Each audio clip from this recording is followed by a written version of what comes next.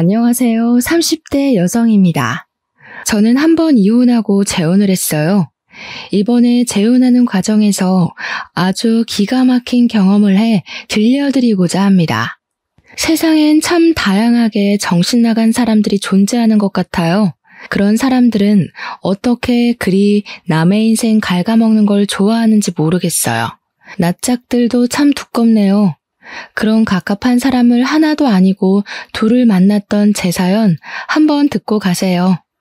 제가 재혼을 하게 됐다고 했잖아요. 현재는 전과 다르게 너무 행복한 생활을 하고 있는데요. 현재 남편과 시댁 어른들을 만나 뵐 때마다 사람은 다 제 짝이 있다는 걸 느낍니다. 얼마 전 제가 잊고 있던 끔찍한 사람들을 또 만나게 되었는데 하필 결혼식장이었어요.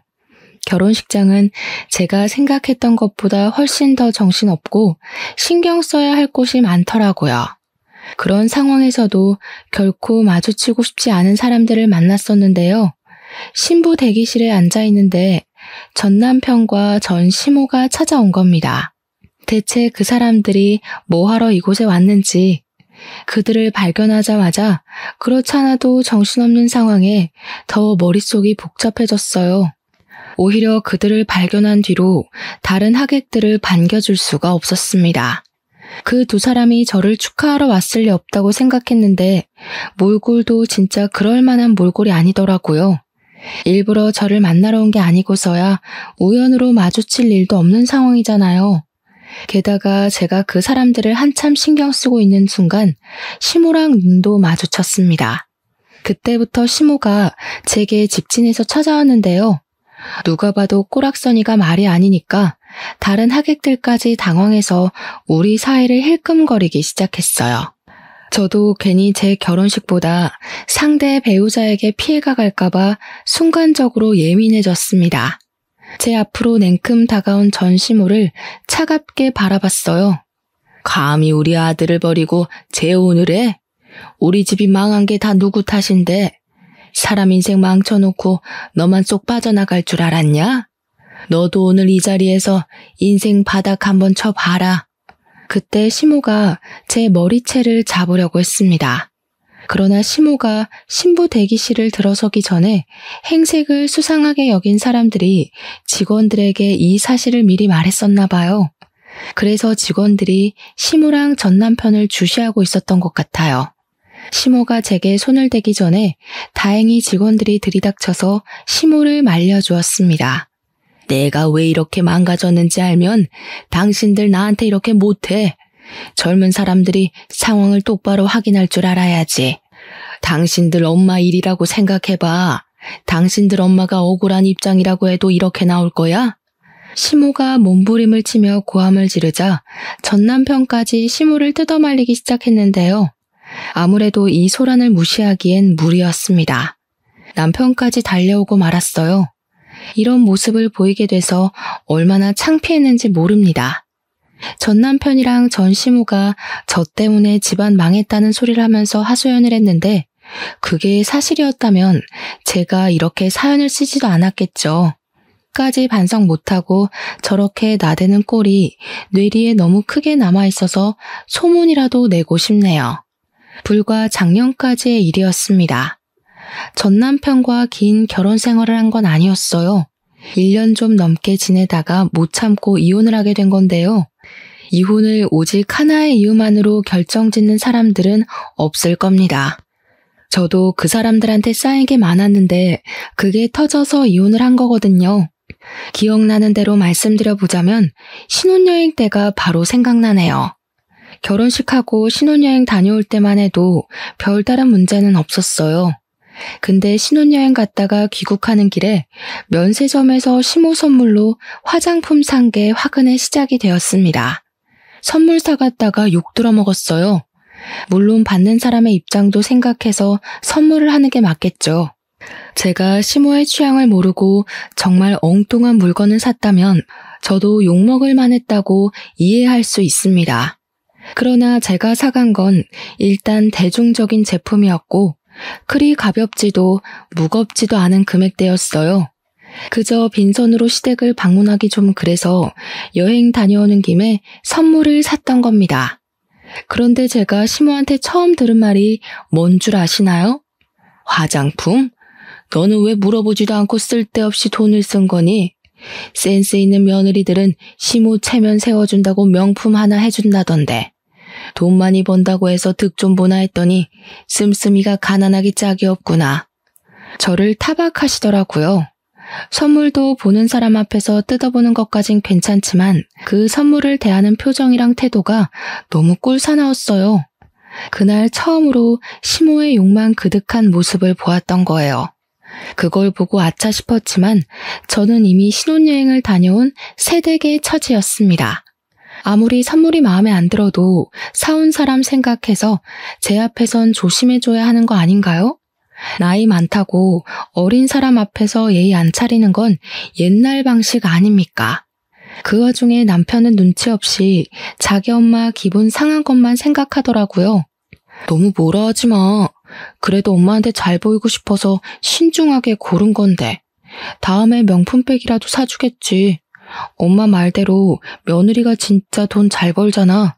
제가 평범한 회사원이지만 연차가 높아서 연봉도 좀 높습니다. 공무원 아니고 사기업에서 근무하고 있었어요. 남편이랑 당연히 서로 연봉 밝히고 결혼했습니다. 제 연봉 때문에 시모가 결혼 인사하던 제게 그렇게 잘해줬던 걸로 기억해요. 제가 자기한테 돈을 많이 쓸 거라고 생각했나 봐요. 아무튼 전 그날 이후로 시모한테 감정이 꽤 상해버렸습니다. 그렇게 무례하고 이중적인 사람은 처음 봤거든요. 남편한테 시모 행동에 대해 얘기를 해도 남편은 전혀 심각하게 받아들이지 않았어요. 오히려 제가 시모 마음을 이해 못해줘서 은근 속 좁은 사람 취급을 하더라고요. 처음이니까 남편의 말에 어쩔 수 없이 납득을 해줬습니다. 하지만 그 납득도 얼마 못 가 빠르게 걷어졌는데요. 도무지 제가 이해할 수 없는 일이 일어난 겁니다. 시댁에는 신우가 한 명 있는데요. 신우가 신혼여행 다녀와서 식구들 선물로 초콜릿을 사왔거든요. 근데 자기 딸내미라 그런지 초콜릿 하나에도 엄청 감동을 하면서 기특하게 여겨주더라고요. 그렇다고 제가 무슨 말을 한 건 아니었습니다. 그저 초콜릿을 받아서 바로 가방에 넣었을 뿐이었어요. 그런데 그걸 서운하다고 하면서 신우가 은근 저를 흘겨보더라고요. 너 지금 우리 애가 초콜릿 사왔다고 무시하는 거냐? 쓰지도 못할 화장품 사와서 처박아둘 바엔 언제든지 먹을 수나 있는 초콜릿이 낫지. 그게 뭐 불만이라고 뜯어보지도 않고 가방에 쑤셔 넣어. 초콜릿인 거 이미 다 알고 있는데 굳이 뭐하러 여러 개를 뜯어요. 남편이 뜯어놓은 거 한 입 먹으면 되는 걸. 그리고 제가 드린 선물이 마음에 안 드시는 거 알겠는데 대체 언제까지 언급하실 거예요? 어머님이야말로 저 무시하는 거 아니세요? 어머머, 얘 말하는 꼬락서니 봐라. 뭐라고? 시간 지나면 눈치 좀 생길 줄 알았더니 완전 막 나가네. 며느리면 시댁 사람 비위 잘 맞춰야 되는 거 모르니? 네, 맞아요. 제가 눈치가 없어요. 초콜릿 좋아하시는 거 미리 알았으면 초콜릿으로 사올 걸 그랬네요. 걱정 마세요. 어머님 생신 때 브랜드 있는 명품 초콜릿으로 선물 드릴게요. 이러면 비위 좀 맞추는 격이죠? 시모는 자기 딸한테 받은 초콜릿 때문에 제게 더 심한 욕을 하지도 못했습니다. 초콜릿을 들고서 저를 향해 눈을 부릅뜨고 있는데 보기만 해도 속이 시끄러워 보이더군요. 그 난리가 있고 한 달 뒤가 시모 생신이었는데 저는 정말 신우가 산 초콜릿보다 더 고가 제품을 구매해 선물로 드렸어요. 그때 전 신우가 없었을 때라서 시모가 솔직하게 자기 감정을 표출하더라고요. 제가 사준 초콜릿을 제게 던져버리며 자리에서 벌떡 일어나셨어요. 네가 사람을 아주 제대로 놀리는구나. 나한테 복수라도 하는 거냐? 어디서 이딴 게 굴러들어온 거야? 돈도 있는 사람이 더 한다더니 그래봤자 재벌도 아니면서 어지간히 몸살인다. 어머님께서 초콜릿에 미쳐있는 줄 알았는데 그건 또 아니라니까 당황스럽네요.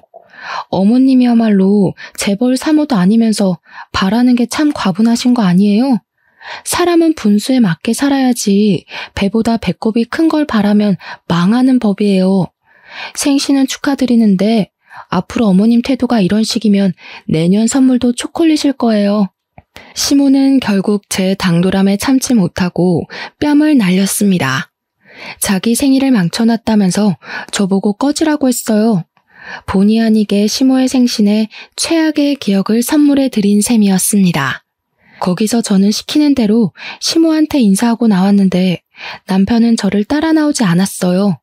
저랑 시모랑 신경정 버리는 걸 보고 제가 처맞는 걸 보면서도 남편은 시모 기분 맞추기 급급했습니다.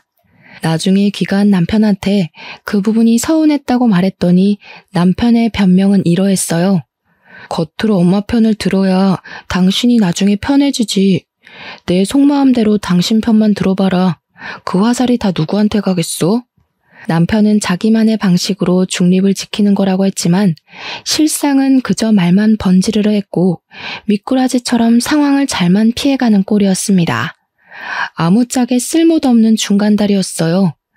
결혼하기 전만 해도 남편한테 실망한 적이 없는데 어떻게 결혼하자마자 이렇게 다른 기분을 느낄 수 있는지 모르겠네요. 이제 겨우 갈등의 시작이었는데 그 이후로는 제가 얼마나 시달리고 살았겠습니까? 일단 남편이 갈등을 싫어했기 때문에 제게도 딱히 시비를 걸던 때는 아니었어요. 오히려 다툼 안 나도록 이쪽 저쪽 비위를 맞춰주던 시기였죠. 그래서 저도 남편한테 딱히 화를 많이 냈던 건 아니었습니다. 차라리 그런 박쥐 같은 모습만 보였다면 제가 어떻게 참아보려 했을지도 몰라요. 그러나 남편이 본격적으로 사고를 치기 시작하면서 제 스트레스의 원인이 되는 사람은 둘로 늘어나 버렸습니다. 남편이 저와 한마디 의논도 없이 직장 동료와 다툼으로 회사를 때려치운 겁니다. 성질머리를 참지 못해서 욱했던 거예요. 그러면서 뒤이어 하는 말은 아주 철부지가 따로 없었는데요. 나 사업하려고 도무지 나랑 안 맞는 사람들이랑 일하는 거 신경질 나서 못하겠어. 나도 나이 먹을 만큼 먹었는데 언제까지 남 눈치 보면서 참고 살아야 돼? 당신이 나 좀 도와줘. 장인어른이 아파트 당신 명의로 해줬잖아. 그거 담보 잡아서 대출 좀 받자. 내가 사업 대박 터뜨려서 당신 호강시켜줄게. 정신 나갔어? 당신이 사업에 대해서 뭘 안다고 사업을 해. 그러다 더 큰일 나면 어쩌려고. 빚더미 앉은 집안 중에 사업한 사람이 대다수야. 사업이란 게 자기 혼자만의 문제가 아니잖아요. 가정이 있는 사람이 마치 잃을 거 없는 것처럼 무모한 도전을 하려고 하길래 기가 막혔습니다. 직장 동료랑 싸워서 홧김에 사표 낸 것이 잘한 일인가요? 이럴 때 기죽어서 수그리고 들어가면 직장에서 무시당한다며 떵떵거리는데 정말 한심해 보였습니다. 남편의 쓸데없는 용기 때문에 우리 가정을 위태롭게 만들 수는 없어서 저는 남편의 그 제안을 바로 거절해버렸어요. 그랬더니 남편이 시모한테 그 사실을 얘기한 겁니다. 우리 사이의 문제인데 왜 시모까지 끌어들이는 건지 모르겠어요. 덕분에 이건 더 이상 부부의 문제가 아니라 집안의 문제로 커져버렸습니다. 시모가 우리 집을 찾아와서 남편이 했던 사업 얘기를 하기 시작했는데요. 저한테 돈이라도 맡겨놓은 줄 알았어요. 제 명의의 건물인데 시모가 당당하게 자기들 재산처럼 언급하더라고요. 우리 아들이 원하는 대로 다 해주는 게 좋을 텐데 네가 사업에 대해서 뭘 아니? 어차피 우리 아들 잘 되면 너한테도 좋은 거 아니야? 대체 무슨 근거로 미천없는 자기 아들의 사업을 지지하고 있는 건지 이해가 안 되었어요. 사업에 대해서 모르는 건 시모뿐만 아니라 남편도 마찬가지였거든요. 모르는 게 상책이라는 말도 있지만 사업만큼은 그런 말과 관련 없다고 생각했습니다. 그래서 시모의 설득에도 저는 그저 싫다고 거절했어요. 그랬더니 시모가 퇴근하고 나서 저녁마다 시집살이 시키려 작정하고서 저희 집을 찾아오더라고요. 남편도 시모와 같은 뜻인 입장이라서 멋대로 집 비밀번호를 알려준 거였어요. 그때부터 저는 남편과 제대로 등을 지기 시작했습니다. 제가 일방적으로 남편을 무시하려고 했어요. 저를 그렇게 압박해오면 제가 항복할 줄 아는 것 같더라고요. 그런다고 한들 사업이 누구 집 개 이름도 아니고 능력 없는 사람들 입에 오르내릴 만큼 가벼운 일이 절대 아니라고 생각했으니까요. 하지만 시모의 간섭과 고나리질이 스트레스인 건 어쩔 수 없었습니다. 저도 일을 하는 사람이니까 직장에서 받는 스트레스가 있을 거 아니에요. 퇴근하고 오면 좀 쉬고 싶은데 시모가 저를 기다리고 있으니 스트레스가 배로 끓어오르더라고요. 너무 쉬고 싶어도 시모의 주둥아리가 제 뒤를 쫓아왔습니다. 먼지가 너무 많다느니 설거지거리가 잔뜩 쌓였다느니 반찬은 왜 이렇게 부실하냐느니 말이죠. 제가 집안 청소를 안 하는 것도 아니거든요. 근데 시모는 꼭 제 손 닿을 수 없는 곳을 살피면서 이따위로 하는 것도 청소냐고 엄청 지적했습니다. 게다가 설거지는 제가 먹은 그릇들이 아니에요. 시모가 우리 집을 들락거리면서 일부러 만들어 놓은 설거지들이었죠. 저도 어디 해보자는 뜻으로 시모에게 맞서서 나름 무심하게 대응은 했는데요. 이게 안 풀리고 쌓이다 보니까 너무 가슴이 갑갑하더라고요. 집안 꼬락선이 잘 돌아간다. 너는 어떻게 칭찬할 만한 구석이 없니? 너 때문에 우리 집안까지 재수가 없으려고 해. 안 되겠다. 너 그냥 직장 때려치워라. 네가 살림을 한 번도 제대로 해본 적 없으니까 이 모양이겠지. 내가 확실히 가르쳐 줄 테니까 내일부터 직장 그만두고 우리 집에 출근해. 그쪽으로 출근하면 월급은 있나요? 제 직장보다 배울 것 없는 집에 가서 고작 배운다는 게 집안일인데 돈도 안 주실 건 아니죠? 원래 사람을 스카우트하려면 연봉 협상이란 거래요. 뻔뻔하게 피 한 방울 안 섞인 저더러 가족인데 무슨 돈 타령이냐고 하실 건 아니길 바랄게요. 얘가 진짜 정신 나간 년이네. 우리한테 돈도 안 써. 제 남편 사업도 못하게 해. 하물며 나한테 명품이라도 하나 해준 적이 있니? 잘하는 것도 없고 예쁜 짓도 안 하는 것이 무슨 돈 타령이야. 시애미가 하라면 그렇게 하는 거지. 제가 앞으로 어머님을 어머님으로 안 모시겠다고 하면 그만 아닌가요? 저 어머님한테 예쁜 짓 할 생각 없고 비위도 안 맞추고 싶어요. 어머님한테 며느리로 인정받고 싶지도 않고요. 그러니까 앞으로 저한테 아무것도 기대하지 마세요. 사서 실망하기 싫으시면. 제 말에 시모가 또 눈을 부릅떠 보였는데 그거 무시하고 방으로 들어갔습니다. 안 그래도 시모가 가만히 있질 않고 따라오려고 하더라고요. 문 잠그고 쉬었어요. 안방에도 화장실이 있으니까 그곳에서 한참 씻고 나왔습니다. 방 밖에 조용한 것 같길래 문 열고 나가보니까 남편밖에 없더라고요. 제가 방에서 나오자 잠깐 외출했던 남편이 표정 굳은 채로 제게 다가왔어요. 나를 그렇게 못 믿을 거면 나랑 결혼 왜 했어? 우리가 남도 아니고 내가 무조건 성공시켜줄 수 있다니까. 왜 안 믿어줘? 나는 당신이 내조 못해도 아무 말 안 했고 우리 엄마한테 예의 없게 굴어도 최대한 참았어. 너는 네가 하고 싶은 대로 살아야 되고 나는 그러면 안 되냐? 와, 피해자인 척 잘한다. 네 말에 억울함은커녕 이기적인 내용밖에 없는데 어쩜 그렇게 손해보고 있는 얼굴을 할 수가 있어? 당신이 이렇게 연기 잘하는 사람인 줄 몰랐네. 어머님한테 들었는지 모르겠는데 나 진짜 마지막으로 경고하는 거야. 난 사업 절대 반대야. 제가 매번 똑같이 경고를 했더니 남편은 그렇게 저한테 항복하는 듯 했습니다. 더 이상 안 따졌거든요. 신혼집 비밀번호도 바꾸었어요. 시모한테 또 집 비밀번호 알려줄 생각이면 친정 가서 지내겠다고 했는데 그 뒤로 시모가 집을 안 찾아오더라고요.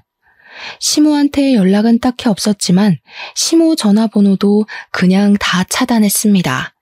그리고 한동안 남편이 잠잠하길래 저는 그가 다시 취직 준비를 하고 있는 줄 알았어요.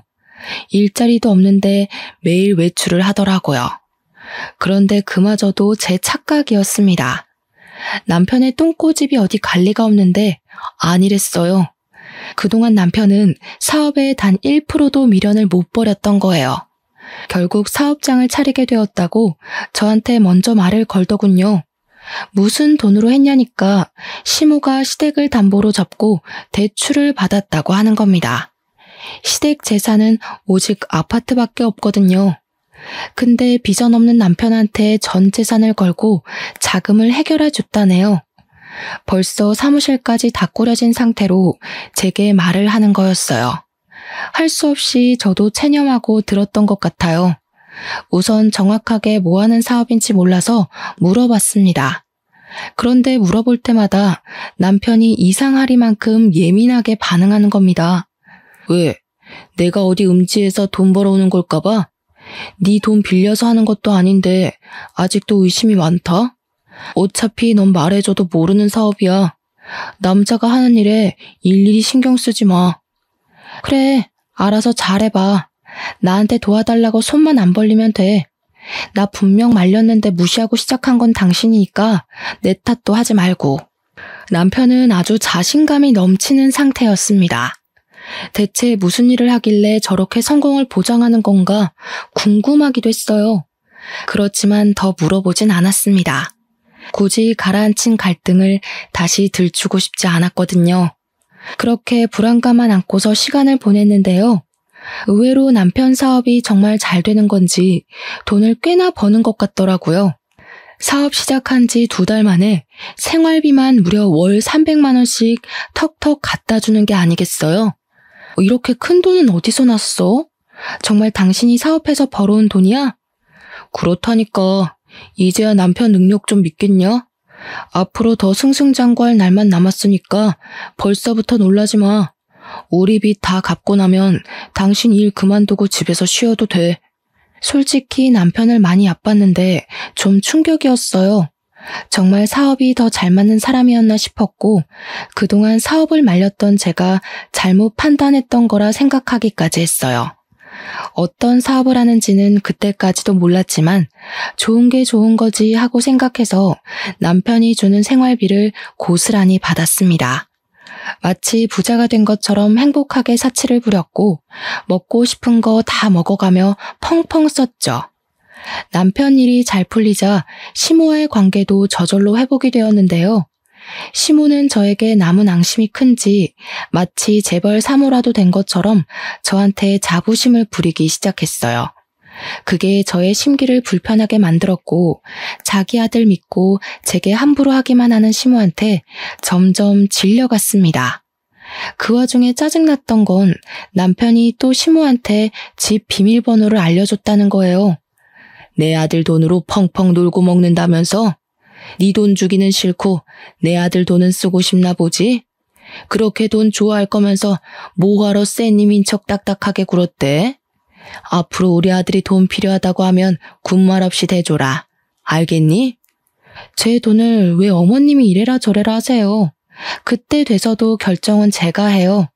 그리고 사업은 길게 보는 거지 시작 때 성공했다고 쭉 성공하리란 법 없잖아요. 벌써부터 긴장 놓지 마세요. 남편이 돈을 많이 벌어다 주니까 시모 입장에선 제가 그만 꼬리를 내리고 넙죽 엎드려야 한다고 생각한 것 같아요. 저도 남편이 생활비를 많이 가져다 주면 좋죠. 그런데 그걸로 비굴해지긴 싫거든요. 그래서 저만의 소신을 끝까지 굽히지 않았던 건데 시모가 그게 마음에 안 들었나 봐요.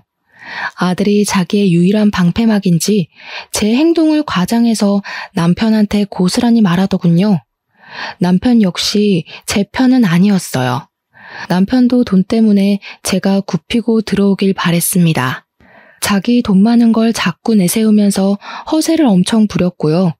자기 엄마 무시하냐고 엄청 많이 발끈했어요. 두 사람의 갑질이 기분 나빴지만 그래도 남편이 생활비를 많이 주니까 그냥 참았어요. 그렇게 날을 보내던 어느 날이었어요. 갑자기 남편과 싸웠다던 그 직장 동료가 제게 따로 연락을 해온 겁니다. 너무 느닷없는 발신자라서 아무 생각 없이 받았는데요. 그 동료 직원한테서 놀라운 사실을 들었어요. 남편이 회사에서 잘리게 된 이유를 설명해 주더라고요. 저는 남편이 동료 직원이랑 싸워서 스스로 사표를 낸 걸로 알고 있는 상태였는데 동료 직원이 말하는 건 달랐습니다. 남편이 휴대폰으로 코인하다가 상부에 들켜서 잘렸다는 말을 하더군요. 회사를 나가서 더 자유롭게 코인을 하고 다닌다고 했어요. 알고 보니 남편이 제게 주는 엄청난 생활비를 코인으로 벌어주고 있었던 거예요. 머리끝까지 소름이 돋았고 얼마나 화가 났는지 몰라요. 너무 큰 배신감이 느껴졌지만 일단 남편에게 티는 안 냈습니다. 불같은 성격의 남편이 무슨 짓을 더 할지 모르니까요. 이걸 어느 타이밍에 어떻게 밝히는 것이 좋을까 생각만 하며 며칠을 보낼 때였습니다. 어느 한날 갑자기 남편이 사업 자금이 더 필요할 것 같다며 제게 2억을 요구하더라고요. 원래 더 큰 성장을 하려면 사업장을 넓혀야 되는 법이야. 지금 내 사업 한참 잘 되고 있고 더 잘 될 수 있는데 자금이 부족해서 발전이 안 돼. 그러니까 당신이 좀 보태줘. 당신도 내 능력 직접 확인했잖아. 앞으로 생활비 300만 원보다 더 갖다 줄 수도 있어. 그 말을 나보고 믿으라고? 망해서 2억이 필요한 건 아니고? 내가 분명 나한테 손 벌릴 생각하지 말라고 했지. 잘 되고 있든 말든 네가 벌인 일이니까 네 알아서 해결해. 아무래도 남편이 코인 때문에 돈을 잃은 것 같았습니다.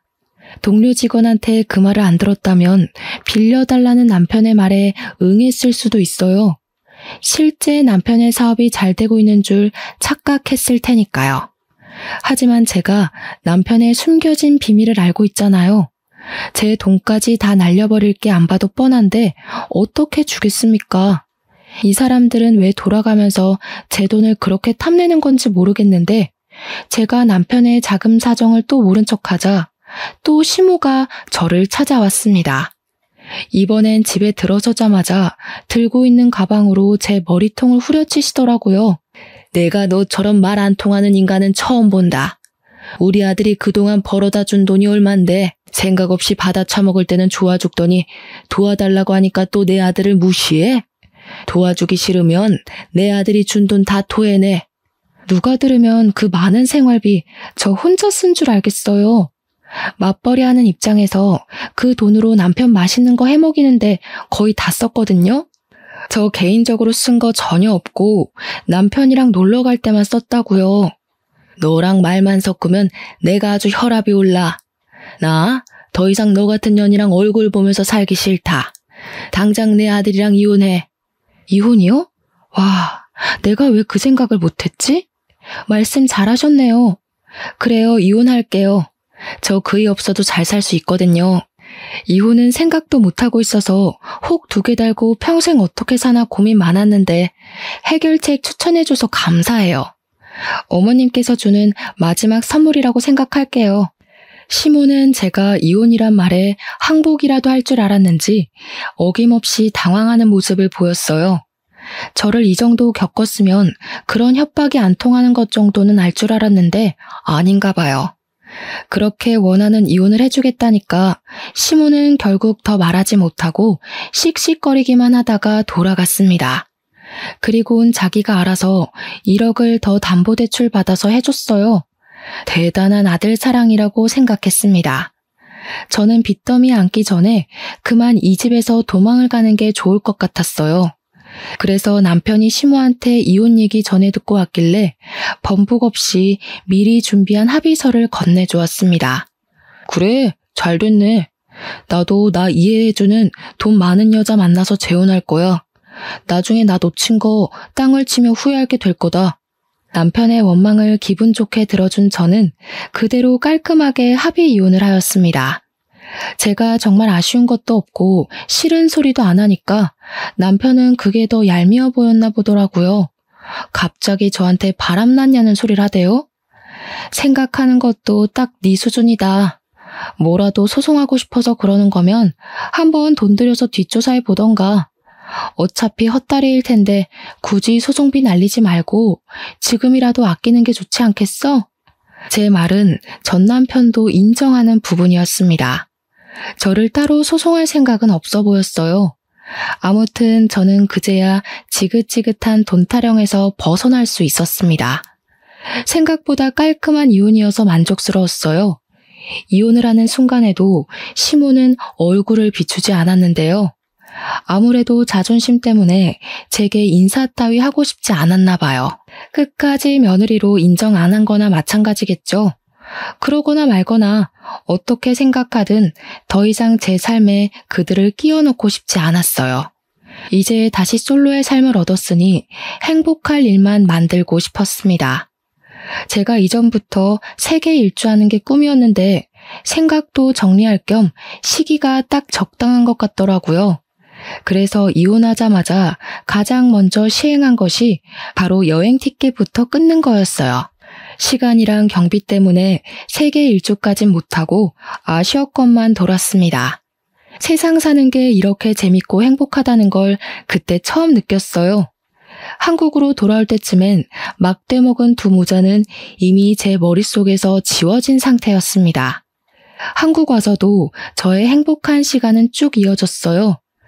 늘 배우고 싶었지만 마음에 품고만 있던 수영도 정기권을 끊었고요.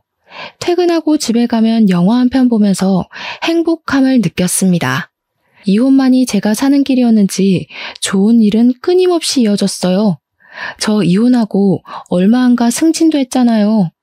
어쩜 이렇게 행운만 따르는지 모르겠어요. 제가 결혼한다고 직장 그만뒀으면 어쩔 뻔했습니까? 행복한 시간이 길어질수록 과거의 상처는 더 빨리 잊혀갔는데요. 어느 날 직장에서 제휴맺은 리조트에 할인가로 갈 수 있다는 공고가 올라왔어요. 휴양지를 좋아했던 저는 당장 신청했습니다. 혼자 놀러가서 그동안 배웠던 수영 연습도 했었어요. 그런데 그곳에서 그만 사고가 나버린 겁니다. 수영하다가 쥐가 내려서 그대로 물속에 빠져버렸어요. 물에서 쥐가 나면 왜 큰일 난다고 하는지 그때 강하게 느꼈습니다. 제가 아무래도 앞으로의 운을 그날 다 쓴 게 아닌가 싶은데요. 제가 빠진 순간 저 혼자 있었던 게 아닌지 어떤 남자가 저를 바로 구해주었어요. 그런데 거기서 끝난 게 아니라 그 남자와 의외의 인연이 돼서 통성명을 하게 되었습니다. 대화를 하다 보니 알게 된 건데 그 남자는 한 회사에 사장을 하고 있는 사람이었어요. 아빠한테 회사를 물려받은 지 2년이 되었다고 하더라고요. 저랑 또래였는데 벌써 오너 자리에서 큰일을 하고 있다니까 존경스러웠습니다. 그 뒤로 여행하는 동안 그 남자와 연락을 많이 했어요. 솔직히 그 남자가 무슨 마음으로 그러는지 알겠더라고요. 그의 마음이 좀 부담스러웠는데 그건 지난날의 상처가 떠올랐기 때문이었어요. 두 번 다시 남자를 사귀고 싶지 않았거든요. 혼자가 편하다는 걸 알았고 결혼은 제게 아무짝에 쓸모없는 문화라는 것도 알았으니까요. 그래서 제 마음을 솔직하게 말씀드렸어요. 하지만 그 리조트 남자분이 쉽게 물러나질 않더라고요. 자신이 은인이라는 이유로 계속 밥 한 끼 하자며 연락을 지속했습니다. 원래 은인이랑은 평생 가야 하는 거라는 농담까지 하면서요. 저보고 친구로만 지내도 좋으니까 연락만 하자길래 할 수 없이 만남을 이어갔죠. 그렇게 마지못해 연락하다가 마음이 움직여서 연애까지 하게 된 겁니다. 사귀기까지 한 2년은 걸렸어요. 그동안 기다려준 남자에게 감동한 부분도 있어서 마음이 움직였던 것 같네요. 그분은 제가 이혼한 여자라고 해도 개의치 않아 하더라고요. 그것도 좀 신기하긴 했어요. 그리고 그 남자도 한번 갔다가 온 남자라고 했습니다. 전처가 의부증이어서 이혼했다고 하더라고요. 차라리 잘 됐다고 생각했어요. 저만 이혼녀 입장이면 남자한테 너무 미안할 것 같았거든요. 서로 이혼의 상처를 보듬어 줄 수 있으니까 제 마음이 더 열렸던 것 같습니다. 그렇게 연애 2년 만에 갑자기 이 남자와는 진짜 잘 살 수 있겠다는 마음이 들었어요. 정말 위험하게도 결혼의 감정이 들었다는 거죠. 취미생활도 비슷했고 제가 뭘 하던 전부 이해를 해주니까 한 번도 느껴본 적 없는 다정함을 많이 느꼈습니다. 그 남자 옆에 있으면 마음이 저절로 따뜻해졌어요. 그리고 무엇보다 시부모님이 사업체를 이끄는 사람이다 보니까 재산도 꽤나 있으셨고 가정이나 노후도 탄탄하게 대비가 되어 있는 분들이라 다른 걱정이 없었습니다. 그걸 남자가 더 많이 어필해줬어요.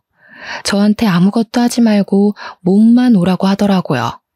손에 물 한 방울 안 묻히게 한다는 약속은 못하겠지만 2번이나 같은 상처 받게 하는 일은 절대 없을 거라고 약속까지 해주었습니다. 시집와서 알콩달콩 살아보자는 남자의 말에 저는 끝내 재혼을 결심했어요. 생명의 은인이 제 남편이 된 거죠. 그리고 결혼을 준비하는 과정에 축복이 찾아왔는데요. 제가 임신까지 하게 된 겁니다. 그렇잖아도 재혼으로 축하받고 있었는데 완전 겹경사였어요. 무엇보다 시부모님이 가장 크게 축하해 주셨습니다. 저보고 고생했다면서 외제차를 한 대 뽑아주는 거 아니겠어요? 너무 과분한 선물이라 괜찮다고 말렸지만 시모가 제 두 손을 꼭 잡으면서 자기 아들이 이렇게까지 많이 웃는 건 처음 봤다고 저보고 은인이나 다름없다고 하더라고요. 남편이 이혼하고서 몸도 마음도 많이 상했었나 봅니다. 시모가 남편 걱정으로 두 발 뻗고 잔 적이 없다고 했어요. 저를 만나고부터 남편한테서 다시 화색이 돋았는데 시모한테는 그게 그렇게 세상을 다 가진 것 마냥 고마웠다고 하네요. 그러면서 시모가 앞으로 힘든 일 있으면 절대 참지 말고 자기한테 말해달라고도 했어요. 이혼녀란 저의 꼬리표가 보기 싫을 수도 있을 텐데 시모는 그런 소리 한 번도 하지 않았고 그저 저만 보면 예쁘다는 소리만 남발하셨습니다. 결혼이 두 번째인데도 그런 관심은 처음 받아서 당황스럽다가도 행복했어요.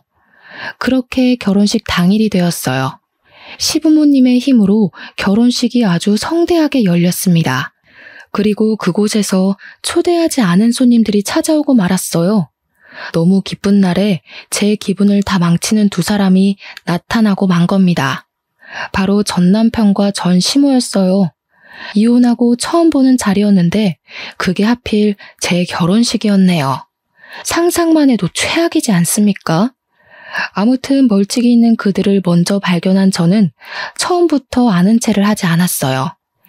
일단 전 남편이랑 전 시모의 몰골이 누추한 게 옷도 꽤 제재했어요. 어디 며칠간 노숙한 것 같은 꼬락선이라서 좀 놀랐습니다. 딱 보니까 전 시모가 뒤늦게 전 남편한테 투자한 전 재산마저도 날린 것 같은 모습이었어요. 그렇게 그들을 몰래 쳐다보다가 전 시모가 저랑 눈이 딱 마주쳤을 때 신부 대기실로 쳐들어온 겁니다. 앞서 말씀드렸던 것처럼 시모는 저 때문에 인생 망했다고 제 손에 들린 부케를 내던지며 말을 했죠. 결국 전 남편과 재혼할 남편까지 신부 대기실로 다 모이는 상황이 발생했어요. 남편에게 이 꼴을 안 보이고 싶었는데 얼마나 수치스러웠는지 모릅니다. 남편은 제게 왜 그러냐고 이 사람들이랑 무슨 사이냐고 묻길래 저 솔직히 말해줬습니다. 내 전 남편과 전 시모라고 말이죠. 그러니까 제 사정을 다 아는 남편의 인상이 세게 구겨지더라고요. 남편이 전 남편한테 한마디 하려고 했는데 그 순간 아무 말도 못하고 다시 입을 닫아버렸습니다. 남편은 전 남편이 아닌 전 시모를 한참 보면서 무언가를 떠올리는 표정을 하였어요. 그러다가 생각하려던 게 떠올랐는지 남편이 저한테 귓속말을 하더라고요. 우리 회사 화장실 청소하시던 아주머니 같은데 내가 이력서 보고 뽑았던 기억이 있어. 남편 얘기를 듣자마자 말도 안 되는 소리라고 생각했어요. 남편이 다른 사람이랑 착각한 게 아닌가 싶었습니다. 왜냐하면 전 시모는 허리가 안 좋다며 집에서 쉬기만 하는 사람이었거든요. 절대 나가서 굳은 일을 할 위인이 못 됩니다. 전 남편이 일자리 잘려서 생활비랑 용돈이 없을 때도 절대 바깥일을 안 했던 사람이었어요. 그런데 청소라니 당연히 남편이 착각했다고 생각했죠.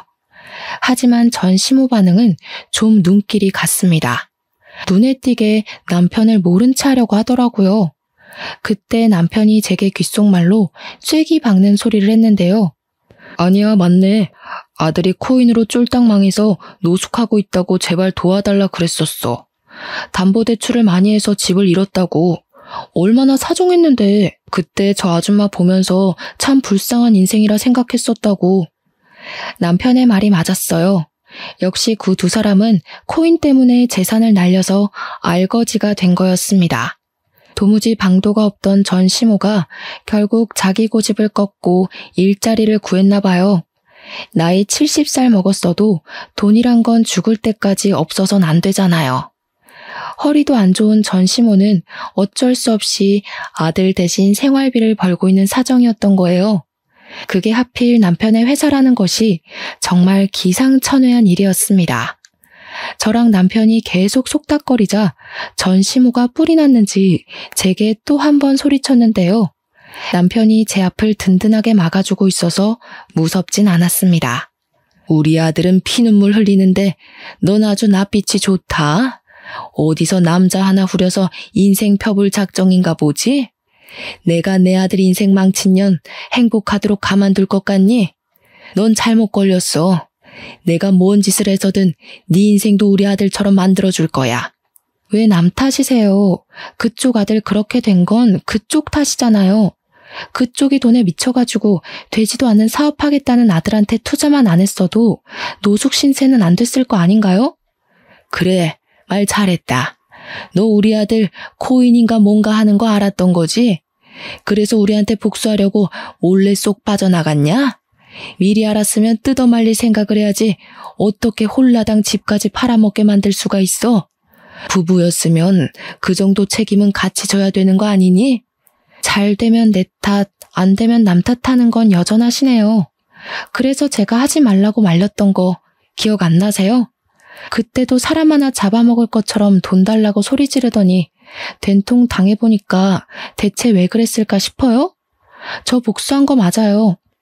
하도 모자가 말귀를 못 알아듣고 허황된 꿈에 미쳐있길래 제발 정신 차리라고 현실 좀 경험하게 해줬을 뿐이에요.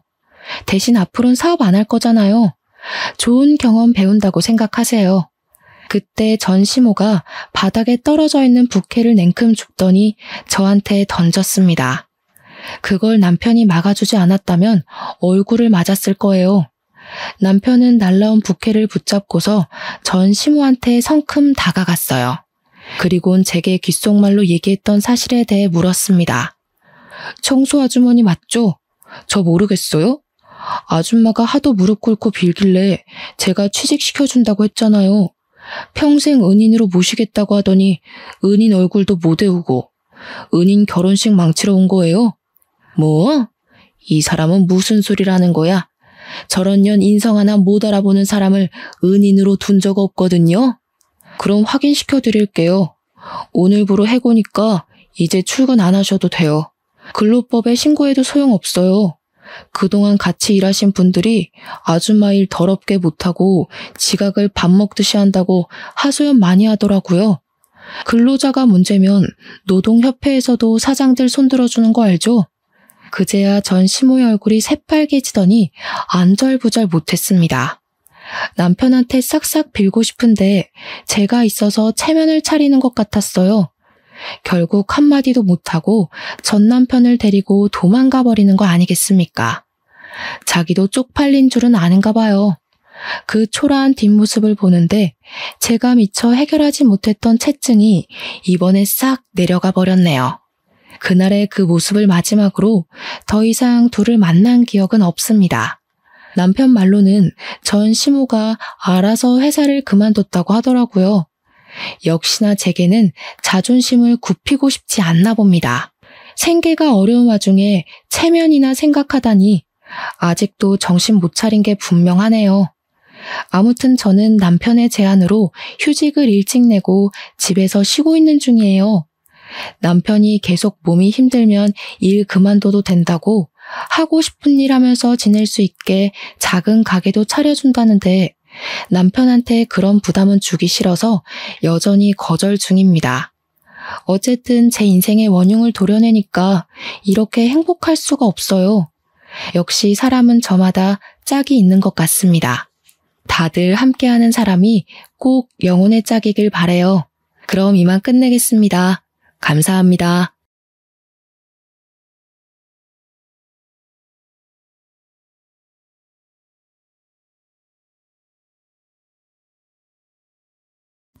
안녕하세요. 저는 이혼하고 지방생활 청산한 30대 여성입니다. 파란만장한 결혼 생활 끝에 이혼을 하게 되었어요. 그 황당했던 지난날의 경험을 들려드리고자 사연을 올려봅니다. 저랑 남편은 각자 평범한 생활 끝에 만나게 되었는데요. 남편 사업장에 갔다가 남편이 먼저 관심을 표현해줘서 그 우연으로 만들어진 인연이에요.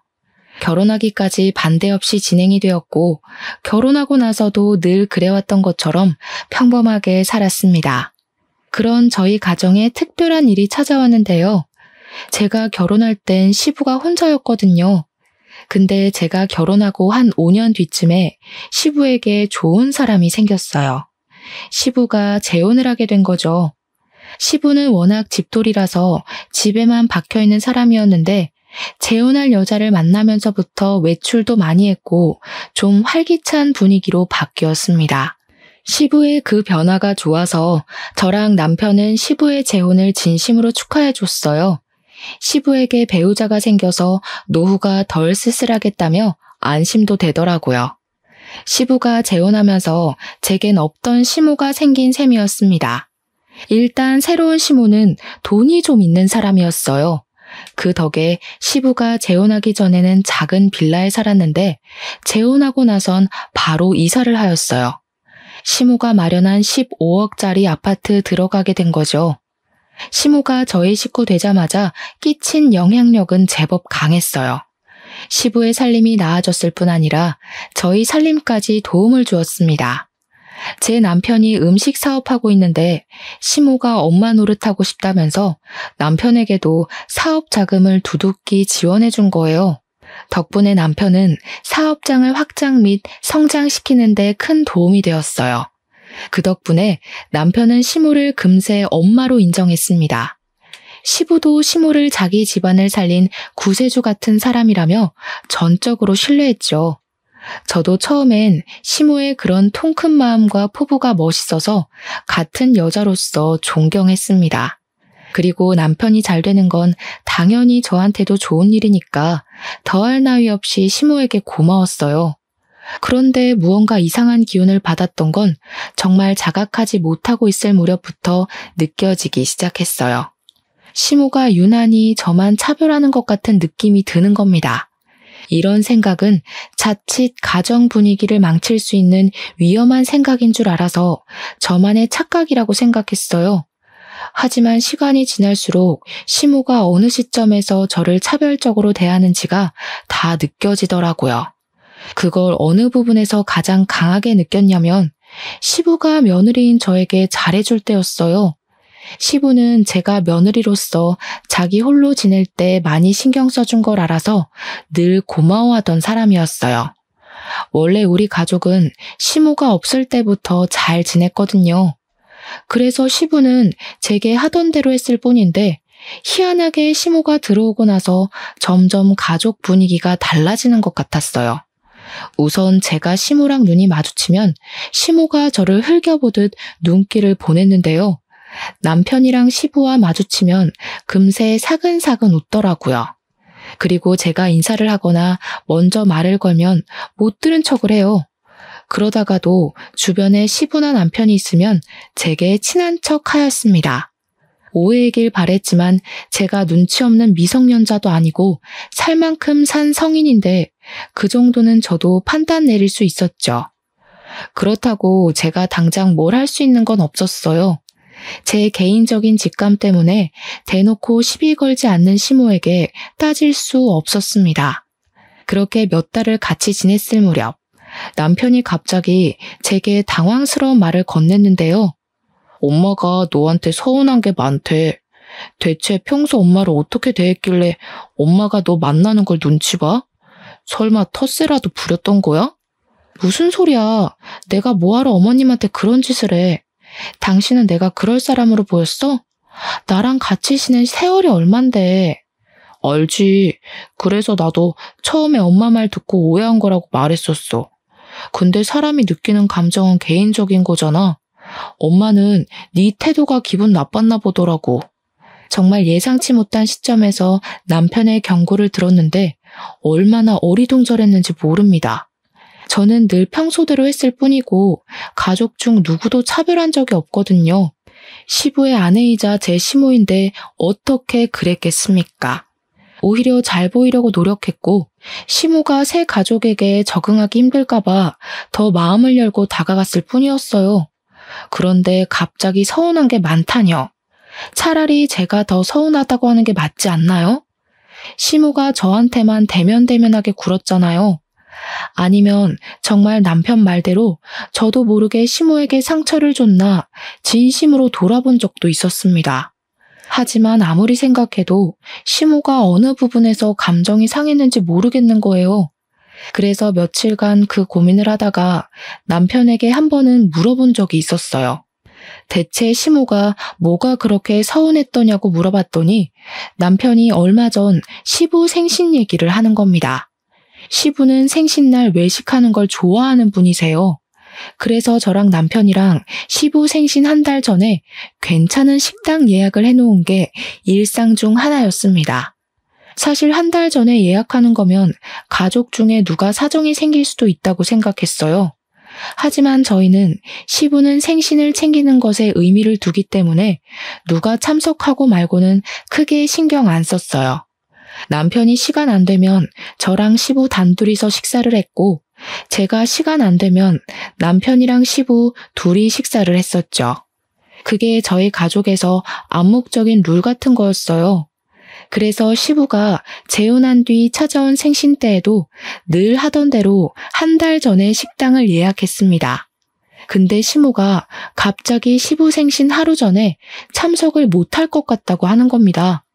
급한 일 때문에 급히 외국 출장을 가야 해서 어렵다 하더라고요. 그래서 시부 생신 하루 전날에 시부모님 둘이서 생신 축하를 미리 했다고 했어요. 그렇다고 저랑 남편이 시부 생신을 안 챙길 순 없는 노릇이었습니다.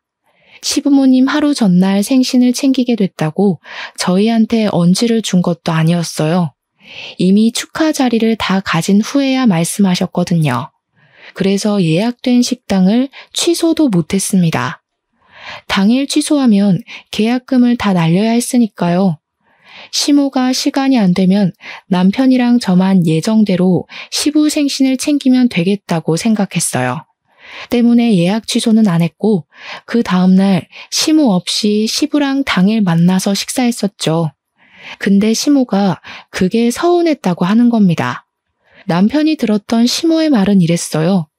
시부의 배우자가 빠졌는데 어떻게 남은 가족들끼리만 모여서 식사를 할 수 있냐고 했다는 거예요.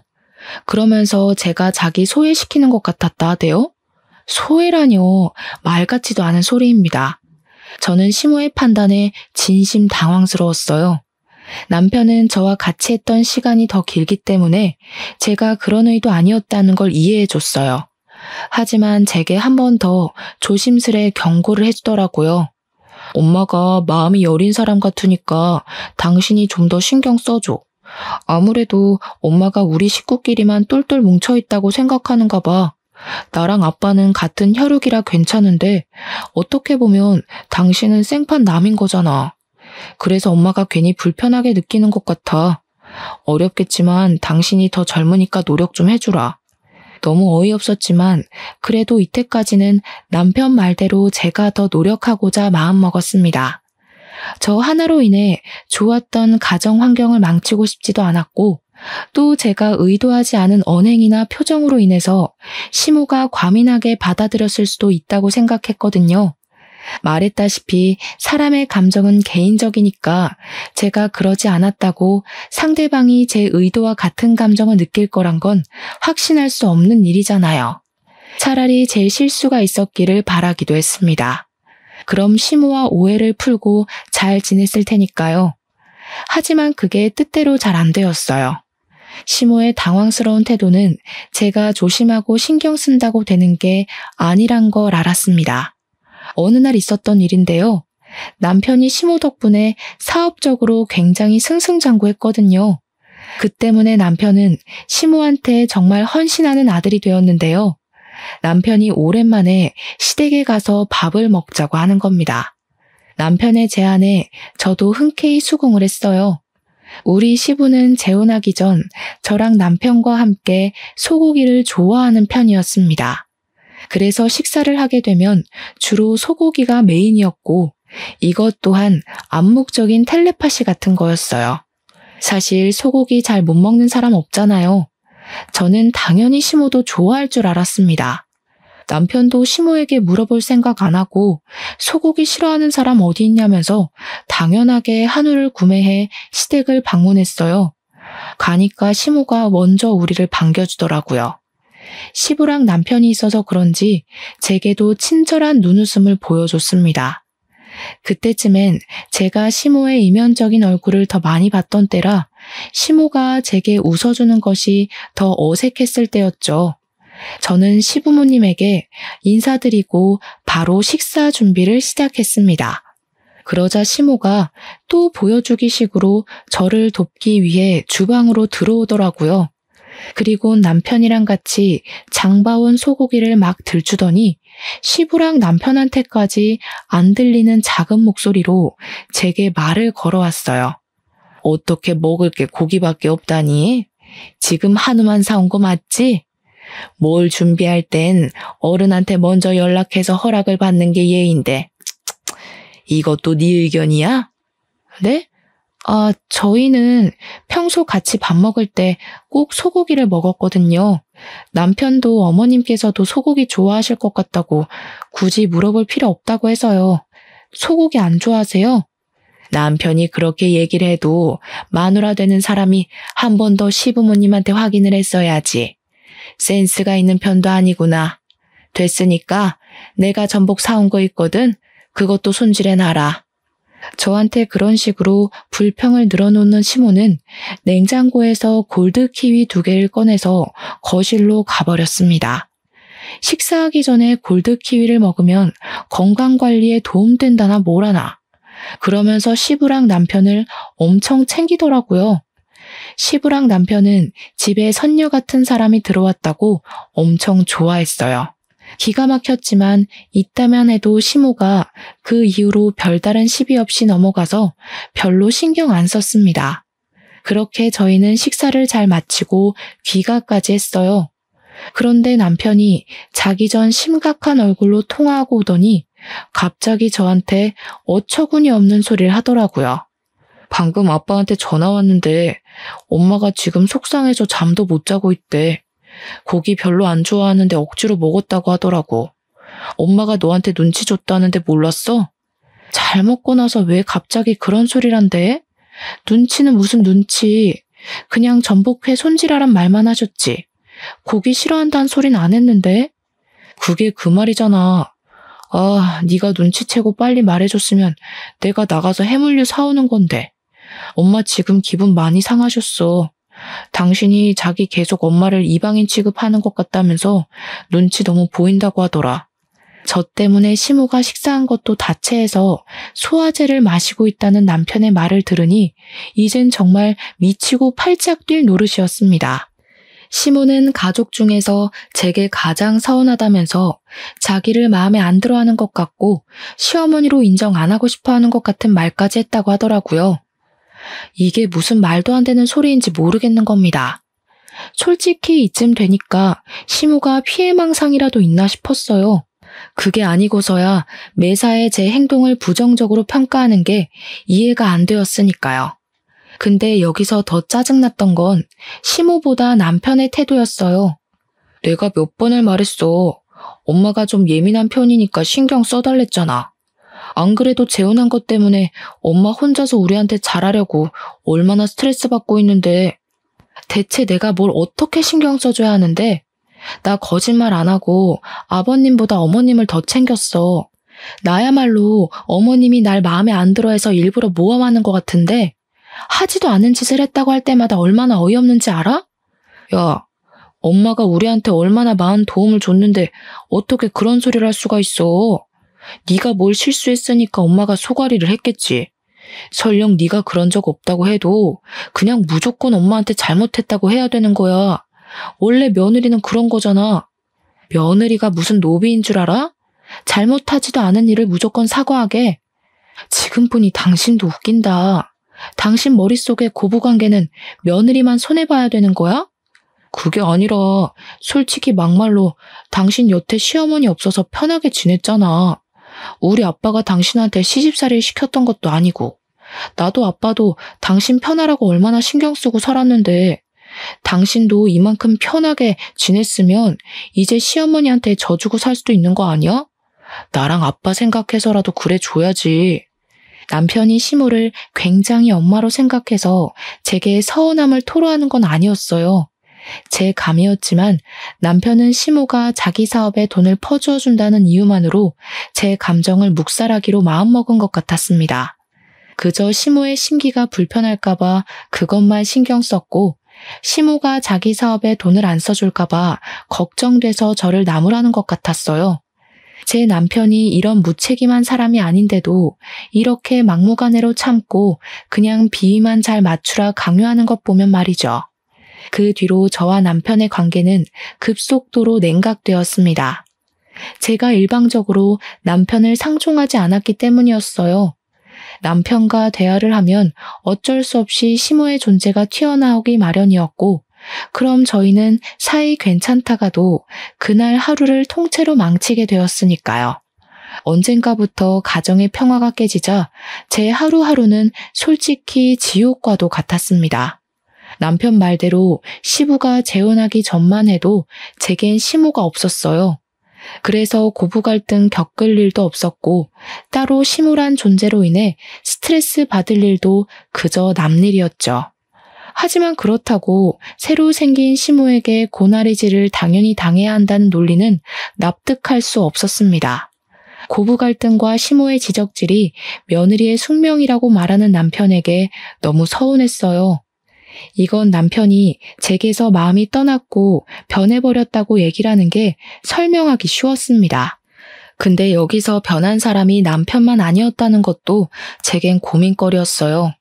평소 남편보다 저를 더 많이 아꼈던 시부가 남편 못지않게 돌변해버렸는데요. 시모가 그간 무슨 입김을 불어넣었는지 저를 바라보는 시부의 눈빛이 예전 같지 않은 겁니다. 심지어 시부는 남편보다 훨씬 감성적인 사람이라 제가 힘든 것에 대해 유독 많이 신경 써주었는데 어느 날은 저를 따로 부르더니 정말 서운한 소리를 하시더라고요. 너 시애미가 돈 대준다는데 시험관이라도 해볼래? 너도 이제 40을 바라보는 나이인데 아이 가지려면 아무래도 서두르는 게 좋지 않을까 싶어서. 사실 저는 난임이라서 아기를 포기하고 살고 있었습니다. 그건 남편과 시부도 당연히 알고 있는 사정이었어요. 솔직히 초반에는 제가 빚을 내서라도 아이를 가지려고 했었습니다.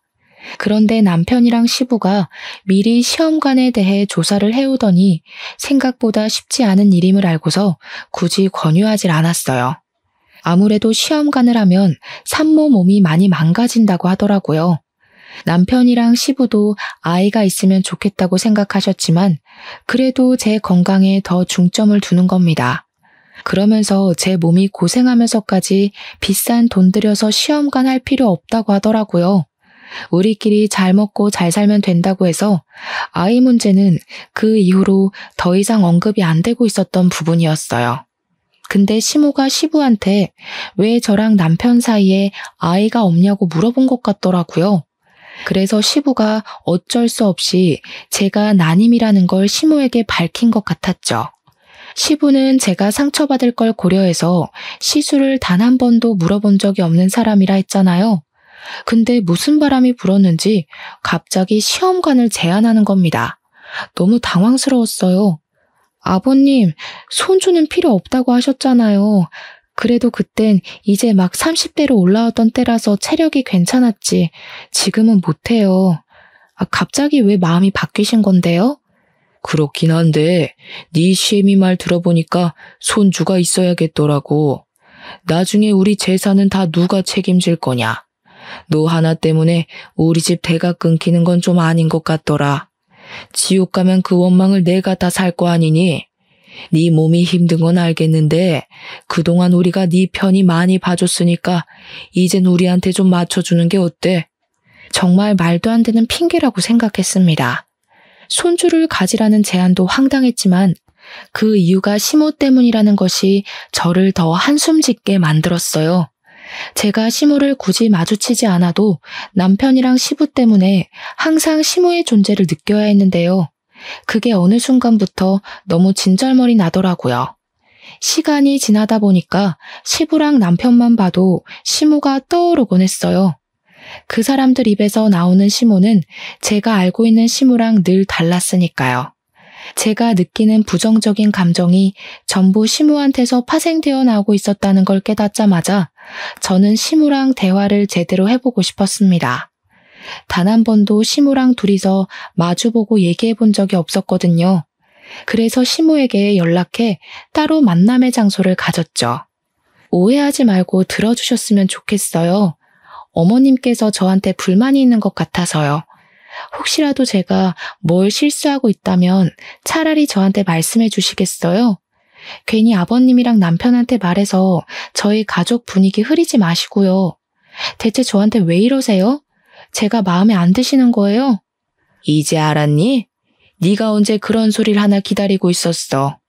내 예상보다 좀 더 오래 걸리긴 했지만 이제라도 눈치챘으면 이혼도 좀 해줄래?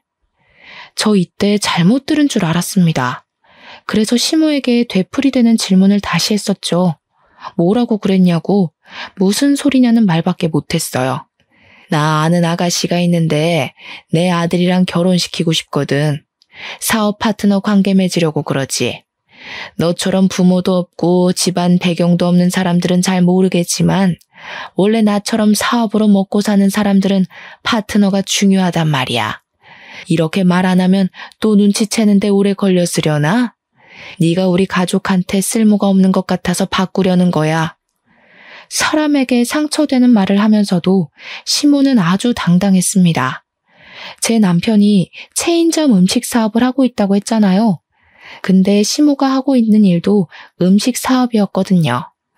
아무리 그래도 그렇지 자기 기준에 쓸모없다고 생각해서 가족을 쫓아내는 게 어디 있나요? 이런 것도 굴러들어온 놈이 박힌 돌 빼낸다고 표현할 수 있을까요? 그날 시모를 부른 건 저였는데도 너무 황당해서 이걸 몰래 녹음했습니다. 시모는 자기 할 말만 하고 바쁘다며 자리에서 일어났어요. 그렇게 헤어진 뒤에 저는 남편한테 가서 시모의 실체를 곧장 들려줬습니다. 그런데 제가 남편을 그때까지도 신뢰하고 있었나 봐요. 남편의 반응이 더 당황스러웠어요. 사실 나도 알고 있었어. 당신한테 언제 말해야 하나 고민했는데 잘 됐네. 이왕 이렇게 된 거 그냥 말할게. 우리 이혼하자. 내 나이면 그렇게 막 늙은 것도 아니잖아. 다시 가정 꾸리기도 좋고 엄마가 나 빨리 부자 되게 해준다더라고. 엄마한테 들었다시피 나 솔직히 더 크게 성공하고 싶거든.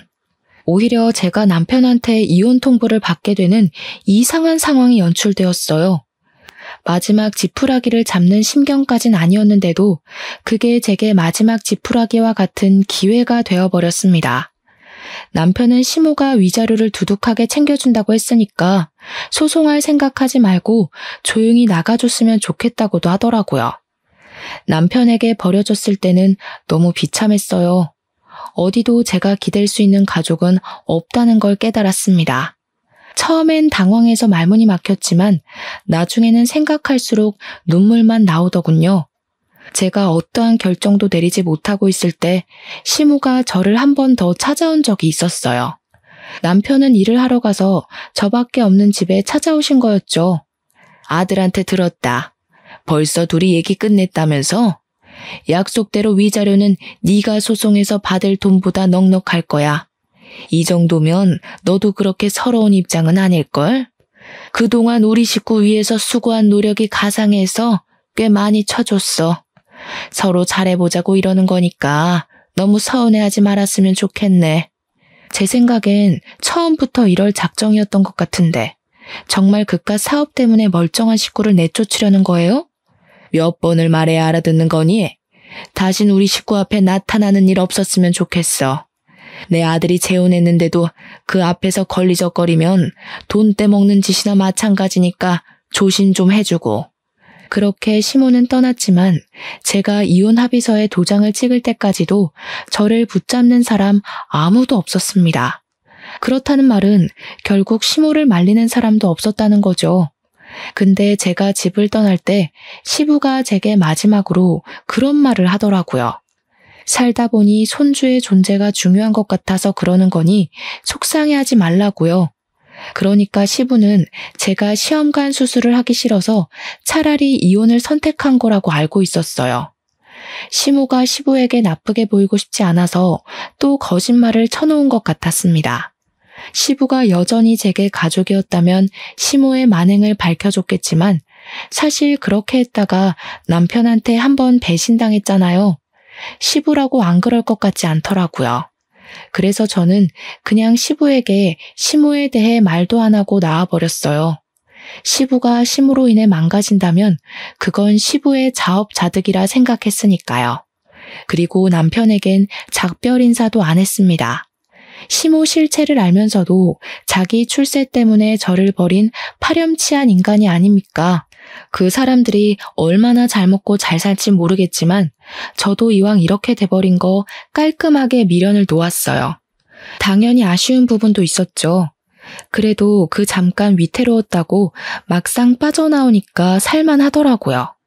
시모가 제게 준 돈은 진짜로 위자료 받았을 액수보다 많았습니다. 덕분에 새 삶을 꾸리는 데는 그리 생활고를 겪지 않아도 되었어요. 고작 돈에 흔들려서 저를 버린 사람들에게 오히려 제가 더 잘 먹고 잘 산다는 걸 보여주고 있었습니다.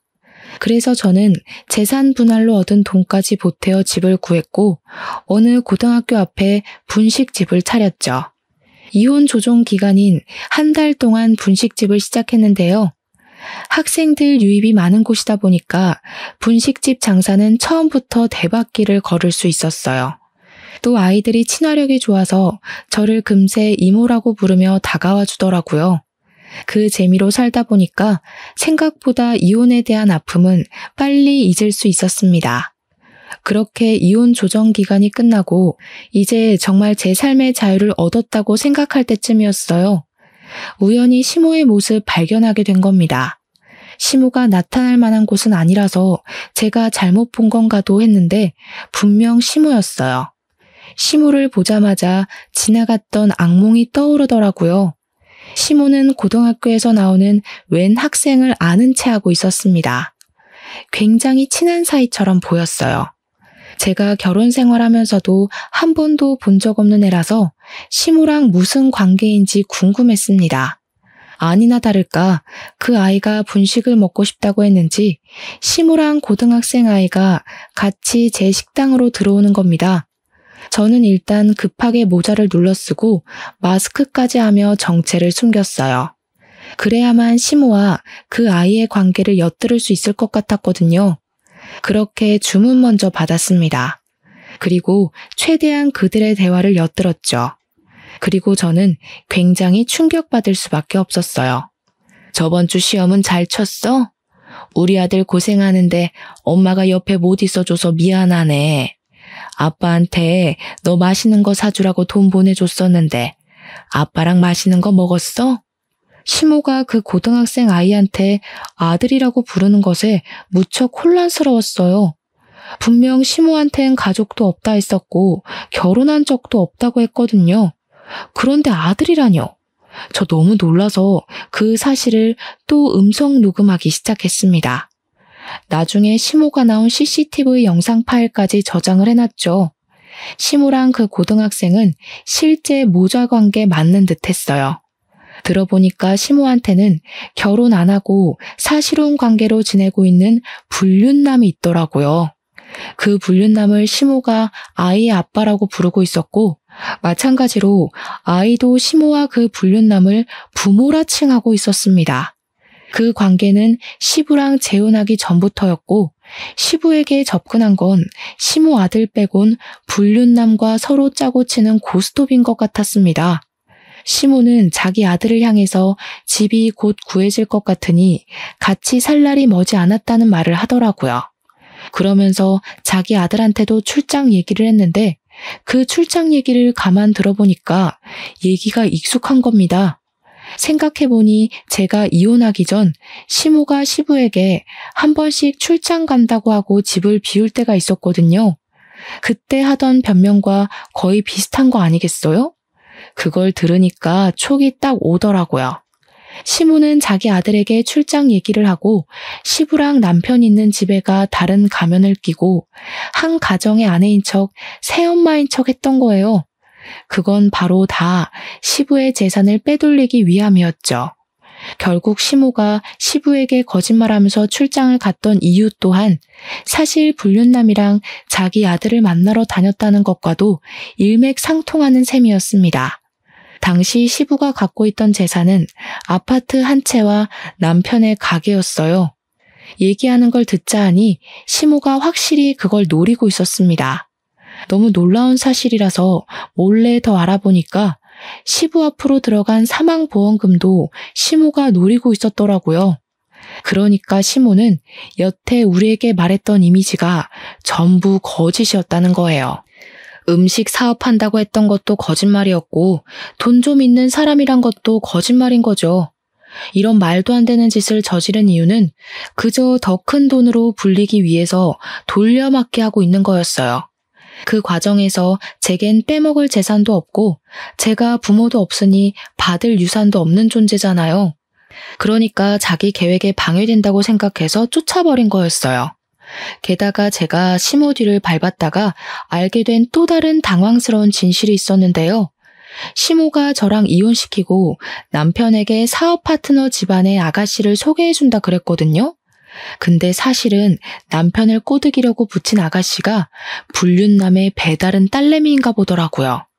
결국 고등학생인 시모 아들만 이 사실을 모르고 있었고 시모랑 불륜남이랑 불륜남 딸만이 이 계획의 주인공들이었어요.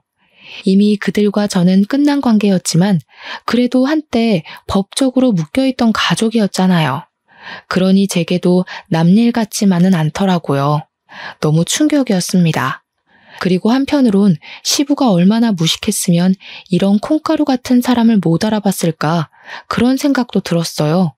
시부랑 남편은 여전히 시모의 존재에 대해 모르고 있을 겁니다. 이제 막 돈에 눈을 뜬 사람들이라서 만약 시모의 실체를 알았다면 저한테 연락이 왔을 거라고 생각하거든요. 시모는 한 며칠 출장 간다고 거짓말을 해놨는지 자기 아들 학교를 연이어 찾아왔습니다. 당연히 저희 분식집도 여러 번 들렸죠. 그때마다 저는 음식을 갖다 주며 그들 대화를 항상 녹음했어요. 그리고 이만하면 충분한 증거가 됐다고 생각했을 때쯤 시모에게 친히 목소리를 들려줬습니다. 시모가 계산하고 나가려고 할 때 모자랑 마스크를 벗었어요. 오랜만이네요. 근데 아들이 있는 줄은 몰랐어요. 듣자 하니 아드님은 아무것도 모르시는 것 같은데 좀 불쌍한 것 같기도 하고. 제가 모습을 드러냈더니 바로 저를 알아본 시모가 깜짝 놀라더군요. 그리고 가장 먼저 취했던 행동이 자기 아들을 간수하는 거였습니다. 영문 모르던 시모 아들은 시모가 먼저 가라고 내보내는 바람에 자리를 떴어요. 그러고 나서 시모는 이전보다 훨씬 더 예민해진 상태로 저를 향해 눈을 부릅떴습니다. 교활하게 내가 들락날락한 줄 알면서도 이제야 정체 드러낸 이유가 뭐야? 내가 위자료 두둑하게 줬으니까 다신 우리 눈앞에 나타나지 말랬지. 이러라고 내가 그 큰 돈을 덜컥 내준 줄 알아? 뭘 착각하셨나 본데 제 발로 찾아온 건 그쪽이에요. 다짜고짜 아들까지 모시고 와서는 묻지도 않은 말 알아서 뱉으셨잖아요. 네가 진작에 정체 밝혔으면 내가 여길 안 찾아왔을 거 아니야. 대체 무슨 생각으로 숨기고 있었던 거야? 뭐, 날 협박이라도 하려고? 굉장히 무서우신가 봐요. 보아하니 아직 계획하고 계신 게 마무리 안 되신 것 같은데. 여기서 다 들통나면 어떻게 되는 건데요? 사실 저는 상관없는 입장이라 그쪽이 망하든 저쪽 식구들이 망하든 상관없거든요. 시모는 그제야 뒤늦게 자신의 실수를 깨달은 것 같았습니다.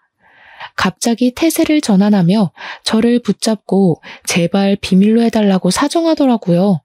그러면서 저보고 돈 필요하냐고 묻대요. 제가 자기처럼 돈에 미쳐서 사람을 위협하는 걸로 보였나 봐요. 자기가 대출받아서 얼마든지 돈 줄 테니까 남편이랑 시부한테만은 사실을 말하지 말라는 겁니다. 사실 저는 그 자리에서 시무 사과를 한참이나 보다가 알겠다고 해줬어요. 어차피 저는 위자료도 받은 사람이었고 정말로 어느 쪽이 망하든 말든 관계없는 일이라 생각했거든요.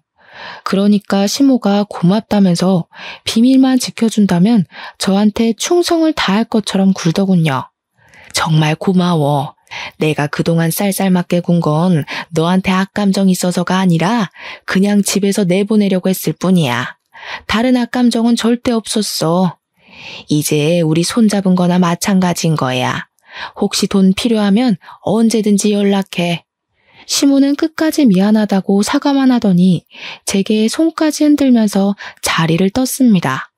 근데 미안하지만 저는 시모와의 약속을 지켜줄 생각이 없었어요. 죄 없는 사람을 괴롭히고 내몬 사람들이 행복하면 안 되는 거잖아요. 그래서 저는 시모가 가고 녹음을 마무리 짓자마자 파일을 전 남편한테 보내버렸습니다. 당연히 시모가 집에 가기 전에 이 엄청난 사실은 퍼지고 말았죠. 전 남편한테서 오랜만에 전화가 오더라고요. 생각 없이 받아봤더니 다짜고짜 화를 내는 겁니다. 갑자기 무슨 개수작이야? 우리 엄마가 했던 약속 잊었어? 위자료 줬으니까 나 재혼하는 길 방해하지 말랬잖아. 방해할 생각 없어. 오히려 너한테 도움 준 것 같은데. 여전히 돈에 눈이 멀어서 상황 판가름도 제대로 못하고 있네. 그 파일 믿든지 말든지는 네 선택이겠지. 돈을 포기할 건지 인생을 포기할 건지 잘 생각해보면 될 거야. 전 남편에게 주는 마지막 선물과도 같았습니다. 솔직히 제가 쫓겨나는 입장이었는데도 소송 못하고 합의 이혼했잖아요. 그 대가로 돈을 받았고요. 그래서 그런가 마음 한편에 억울함이 짓눌려 있었거든요. 이렇게라도 그 사람들에게 복수를 할 수 있다면, 이것이 제게 주어진 기회라면 저는 주저하지 않고 그 집안을 망쳐놓고 싶었습니다. 역시나 전 남편은 제가 보낸 녹음 파일 때문에 흔들리기 시작했어요. 제가 조작을 할 수 있는 능력이 없다는 것도 남편이 알고 있었고, 조작이라고 하기엔 시모 목소리가 너무 현실성 있게 다가와서 사실이란 걸 알았을 거예요. 그때쯤에 저는 CCTV 영상까지 전 남편한테 보냈습니다. 그랬더니 전 남편한테서 2번의 연락은 오질 않았어요. 분명 확인은 했는데 말이죠. 그리고 그날 저녁, 시댁은 결국 풍비박산이 난 듯 했습니다. 시모가 뒤늦게 저한테 전화와서는 쌍욕을 하면서 저 때문에 돈 날렸다고 소리치더라고요. 감히 내 뒤통수를 쳐? 너 내가 얼마나 무서운 사람인지 모르지? 나 우리 가족을 위해서라면 뭐든지 하는 사람이야. 네가 하는 가게 절대 가만 안 둘 거야. 쳐들어가서 다 망쳐놓을 거야. 멀쩡한 내 인생 망쳐놓은 사람이 누군데요? 그렇게 무능력하면 바보처럼 살 것이지 왜 사기를 쳐서 여러 사람 피곤하게 만들어요. 아줌마가 저한테 사과한 것도 솔직히 아줌마 살려고 머리 쓴 거잖아요. 제가 2번 당할 줄 아세요? 부모 없이 큰 것들이 이렇게 융통성 없고 독하기만 하더라. 너 지금 사람 잘못 건드린 거야. 내가 이대로 넘어갈 거라고 생각하면 오산이라고. 너 때문에 다 망쳤으니까 너도 나한테 받아간 위자료 다 토해내. 한번 해보세요. 누가 더 망가질지 저도 궁금하네요. 일단 그쪽이 한 번만 더 주둥아리 함부로 놀리면 난 이제 아줌마 아들을 찾아갈 생각이에요. 멀쩡하게 학교 다니는 아줌마 아들 인생도 같이 시궁창 만들고 싶으면 계속 해봐요. 아줌마가 저한테 하는 것 2배로 아줌마 아들이 그대로 받게 될 거예요. 시모가 자기 아들을 바라보는 눈빛은 시부랑 남편한테도 보여주지 않았을 만큼 인정이 많았습니다. 그래서 그 아들이 시모의 최대 약점이라는 걸 바로 알 수 있었어요. 미성년자 인생을 갖고 놀 생각은 당연히 없지만 시모를 그렇게 겁주지 않으면 멈추지 않을 것 같더라고요. 역시나 시모는 자기 아들을 걸고 넘어지니까 어쩔 수 없이 항복을 하였습니다. 그리고 그 뒤를 예상한 절차였어요. 결국 시부가 시모를 이혼 소송 걸었다고 하더라고요. 또 전 남편은 자기가 만나고 있던 재혼녀가 시모의 의붓딸이라는 걸 알고 제대로 충격받은 것 같았습니다. 자기 아빠 재산 때문에 붙어 있었던 여자라고 하니까 약간 사람에 대한 깊이까지 생긴 것 같았어요. 나중엔 저한테까지 연락이 오더라고요. 연락 와서는 미안했다고 다시 재결합할 수 없겠냐고 애걸하는 거 아니겠습니까? 당신 말대로 내가 진짜 돈에 눈이 멀었던 거야. 미안해. 내가 당신한테 얼마나 큰 실수를 했는지 감히 다 말할 수 없을 정도겠지만 앞으로 반성하면서 살게. 평생 당신한테 헌신하고 살 테니까 제발 다시 돌아오면 안 될까? 한 번 돈맛 본 사람인데 두 번째 유혹 왔을 때 안 할 거란 확신이 어디 있어. 나는 너랑 네 아빠가 내 인생에서 꺼져줘서 이제야 마음 좀 편해지는 것 같은데 나더러 다시 그 뻔뻔한 낯짝들을 보고 살라고? 내가 무슨 테레사 수녀인 줄 알아? 내가 볼 땐 네 아빠나 너나 그냥 독거 인생으로 재미없게 살다 갈 팔자 같거든. 무슨 욕을 해도 다 들어줄 수 있어. 그러니까 재결합만 하자. 아빠도 너한테 엄청 미안해해. 네가 다시 돌아오면 아빠가 재산의 일부를 너한테 상속하겠대. 그 좋은 걸 나한테 왜 줘? 돈 좋아하는 둘이서 평생 재산 끼고 살면서 알거지 신세나 모면하세요. 아니면 너네 아빠한테 돈 많은 다른 아줌마 좀 꼬셔보라고 하던가. 한 번 잃은 신임은 두 번, 세 번도 잃을 수 있다고 보기에 무시해버렸어요. 그렇게 하고 싶은 말 다 하고 전화를 끊은 뒤론 전 남편 쪽에서 더 이상 연락이 없었습니다. 나중에 어쩌다가 우연히 듣게 된 소식인데 시모 덕분에 커졌던 전 남편 사업장 규모가 말도 안 되게 축소되었다고 하더라고요. 저는 전 남편의 멘탈이 많이 흔들려서 사업장 운영이 힘들어진 줄 알았거든요. 근데 알고 보니 빚 때문이더라고요. 시모가 사기치려고 대출을 엄청 많이 받아놨대요. 게다가 시부 몰래 시부 앞으로도 대출을 몇 번 받았고 시부가 시모를 향한 신뢰 때문에 의심 없이 대출을 해준 적도 있었다고 했어요. 그래서 시모 앞으로 된 빚이 너무 많았는데 시부가 이혼하면서 그 빚을 나눠 갖는 바람에 전 남편이 큰 사업장을 계속 운영할 수가 없었던 거죠. 안타깝게도 사업장을 축소하자마자 매출이랑 바로 직결이 되어 수익이 뚝뚝 떨어진 것 같았습니다. 집도 팔고 작은 집으로 이사 갔다는 말을 들었는데 사실은 그게 아니라 남편 사업장에 있는 사무실에다 자리를 깔아놓고 자고 먹는다는 얘기도 있었어요. 그 동네만 가도 주민들이 알아서 다 얘기를 해주니 그 사람들 소식은 딱히 궁금할 새가 없더군요.